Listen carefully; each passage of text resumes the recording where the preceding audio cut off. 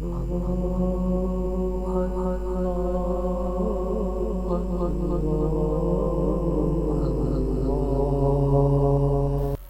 اللہ الرحمن الرحیم۔ شروع کرتا ہوں اللہ کے نام سے جو بڑا مہربان نہایت رحم والا ہے۔ حضرت ابو ہریرہ رضی اللہ تعالی عنہ سے روایت ہے کہ ایک آدمی نے نبی کریم صلی اللہ علیہ وسلم سے عرض کیا کہ میرا باپ فوت ہو گیا ہے اور اس نے مال چھوڑا ہے لیکن وصیت نہیں کی، تو اگر میں اس کی طرف سے صدقہ کروں تو اس کے گناہ معاف کیے جائیں گے؟